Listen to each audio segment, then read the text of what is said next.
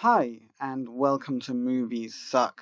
Well, today we have some news about something that we already know about, but with a lady who is actually brave enough to point out what's going on, which is just absolutely fantastic. The person in question is Samaire Armstrong, who I've actually covered before about being an outspoken conservative, who is willing to actually say things that most of them are just hiding behind their sofas and saying, yeah, I agree, but don't look at me, don't point fingers. And obviously, Samaire Armstrong, being a very sensible girl, isn't pointing fingers at people who obviously support her, and there are probably many in Hollywood that do, whose voices are currently being strangled, whose throats have the fingers of diversity and inclusion squeezing hard so that they can barely breathe. We all know that there are a lot of these people in Hollywood who are just terrified of actually saying anything because they're going to get cancelled. They will have their projects taken away from them and they will find themselves with no job. Now, some people in Hollywood are rich enough that they could probably get away with that and just say, whatever, I don't care. You're not destroying my life by doing that. I'm wealthy enough to carry on. But obviously that doesn't include the smaller actors who are essentially, and a lot of them do, live hand to mouth. They go from one job to the next job as fast as they can because they need the work. And those are the people who really have no option but to say nothing. And as we've seen, even the ones who really do have a big following can still be cancelled and have work taken away from them. It's absolutely insane. But anyway, let's get into the story. So, Samaire Armstrong tears apart modern Hollywood, calls them out for their racism. Actress Samaire Armstrong, known for her roles as Anna Stern on The OC, Emily in Entourage, and Elaine Richards in Resurrection, tore apart modern Hollywood in a recent interview. Armstrong sat down with PragerU as part of their Stories of Us segment, where she described how modern Hollywood is racist. Armstrong begins the interview detailing her childhood growing up in Japan before she switches to discussing her move to Hollywood and landing the role of Anna on The OC. From there, she talks about Hollywood actively discriminating against white people. She stated, "Over the last 6 years, I've heard non-stop, they're not looking for white. It's going to diverse. They liked you, but you're white." And I kept that to myself in silence because on the one hand, it's like, hooray! Like, great, diversity is finally here. Oscars were so white for decades, but the pendulum has swung so far. I don't necessarily agree that the Oscars were too white. I mean, I agree they are so white, and they were so white, because they weren't forced to include minorities as much. And honestly, no one wants award ceremonies and other events to be forced to include minorities because that's not meritocracy. If you're forced to include them, that means they're there because of what they are rather than who they are or rather than what they've achieved. But we can all see what she's talking about here, where she says the pendulum has swung so far, and that's true. A pendulum is supposed to swing both directions. The thing is, at the current point, we've reached the point where they've tied a rope to the bottom of the pendulum and they're dragging it to one side. And I'm sure that most of the actors and other people would much prefer to be recognised for their achievements and what they've done, rather than the colour of their skin. She then described how Hollywood isn't about telling stories anymore and is more about pushing identity politics, which is something we've all seen to a sickening degree, a truly sickening degree, whether it be that awful Birds of Prey movie, which was a feminist garbage shoot where they just kept throwing more and more crap in it, or whether it was the latest Terminator movie, which was a shit show of monumental proportions. She continues, "I think nowadays it's different for the sake of being different, because it's politically correct. We're going to fit this transgender character in here now that we are PC," she said. Armstrong continued, "Natural organic stories stopped being told and you had to make a checklist of what was acceptable. All the nuances of art disappeared." And this is true. Unfortunately, Hollywood is no longer interested in making a great film, making a great story. What they're mostly interested in is who is in that story, who they are telling that story about, rather than just let's do something great. Not to say that obviously those things cannot be great, but when you're doing it because you're trying to tick boxes, that's just not a great way to start. What you should aim for to start with is a great story. If that story is diverse, great. If that story is not diverse, great. If it's a great story, it's a great story, and that's what we want to see being made.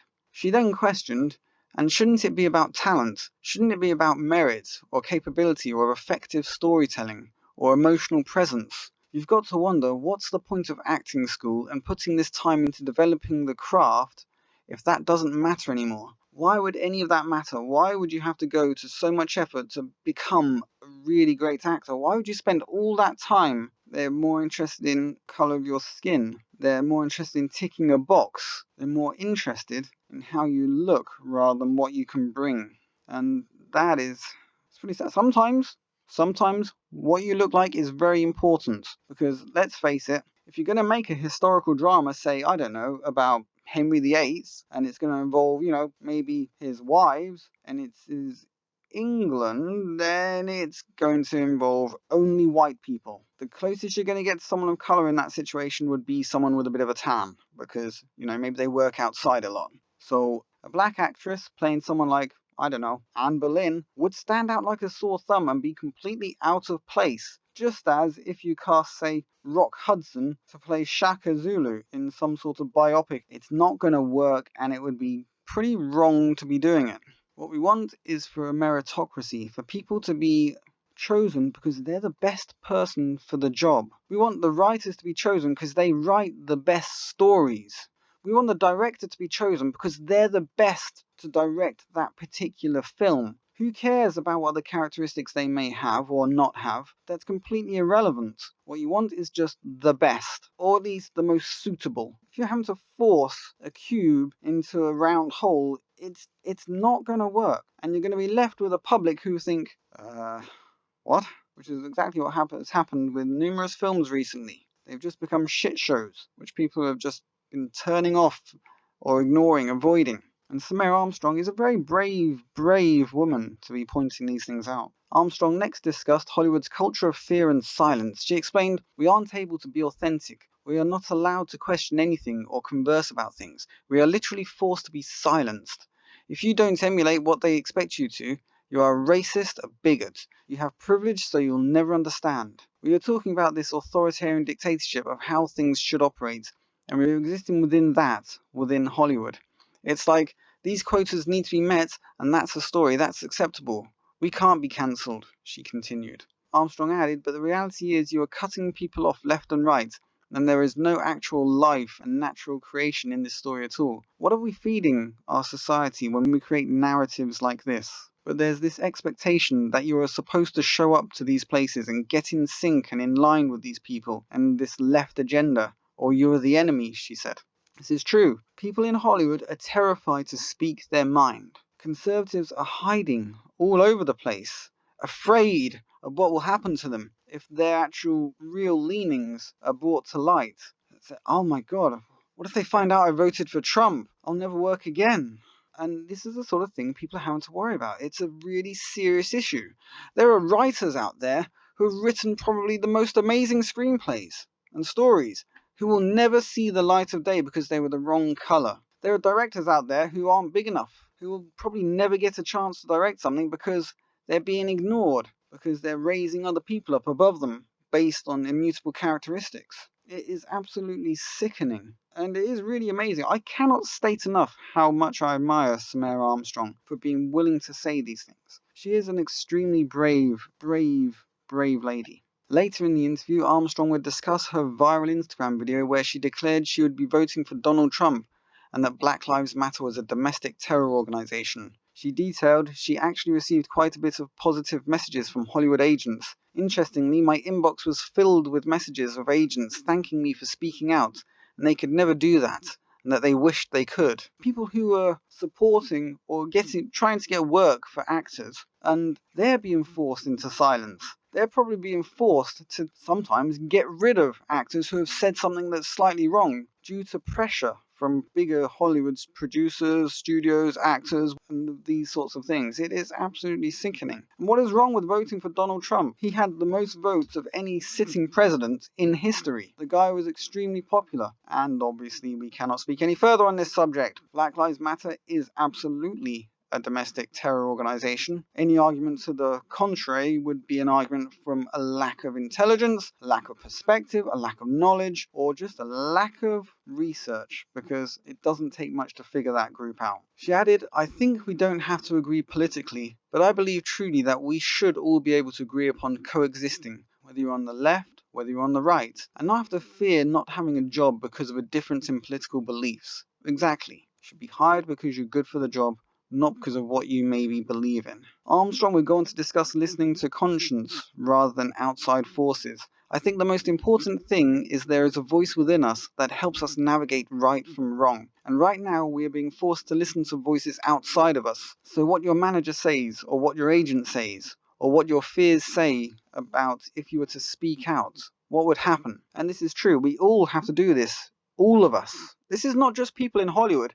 In our own daily lives, say you're at the office, you'll see something and you'll be wanting to comment on it. Maybe it's the Black Lives Matter riots and other things. And you want to say something, you want to speak to people about these subjects, but you'll find yourself thinking, oh no, what if that comes across wrong? If you're here in the UK, you might want to say something about the Muslim problem, the problem with Islam, but because of diversity quotas and the workplace you might be in, you'll find yourself not being able to say things. You'll find yourself biting your tongue. And honestly, that's a pretty scary state of affairs. The fact that in England we have Section 127 of the Communications Act. That means that people can be offended by anything, and you can be accused and actually convicted of a crime just for offense, which is absolutely insane, even if you're not the one that was offended. The world has gone completely crazy, and this craziness isn't situated just in Hollywood. We notice it in Hollywood a lot because it's shoved in our faces in the films and other things that they produce, TV series, and you think, what the hell? That's just wrong, and you find yourself turning off, as we all should. The only way these people will learn is through their wallets. And there are similar things in real life, but in real life, currently, in America, you have the First Amendment, that's great, but that won't stop you being cancelled in many situations by people who are saying, my private business. The world is in serious conflict, and it will be resolved one way or another. Let's hope it gets resolved amicably. But inside, you know what is right and true, and it's not because a bunch of people agreed upon it being right or true, and I think more than anything, that's the voice we have to start listening to and allowing to come out of you, she continued. Exactly, we should all feel like we can say what is in our hearts, that we can say what we actually think, bad or good. If it's bad, then people will be able to argue with you and say, no, what you're saying is really bad. If it's good, people can agree with you and say, yeah, this is a great thing. You should definitely have said this. I'm glad you did. One way or the other, it's better to know than to not know. She then detailed that there are a number of conservatives in Hollywood. You probably feel like you're the only one. You probably feel like you're in isolation. I felt that way for years. I thought I was the only conservative in Hollywood, and having spoken out, I've got this amazing group of people around me now who share my values and beliefs and think the same way. And I am not alone. I am not alone in the slightest. And that's a great thing. What needs to happen is for all of those people, all of them, to start speaking out. And then we can see what the real numbers are. See how everything really leans. And we mean people in every situation within Hollywood. It doesn't have to just be actors and actresses. We can have directors, producers, cameramen, anything. Everyone should be able to say what they really believe and put their position out there. And if people don't agree, that's great. You don't have to agree on everything. No one agrees on everything. But what you have to do is actually allow that other people have different views to you, and to not single them out and attack them for those views. Argue with them, obviously, great, that's what argument's for. But not attack them, cancel them, and try and destroy them. That's just sick. She concluded, my advice to those in Hollywood who are silent now is, we have to break the silence before it's too late. I completely agree. This has been Movies Suck, saying, please Hollywood, sort your bloody selves out. Signing out. Leave a like, share, subscribe, and I will catch you guys on the flip side.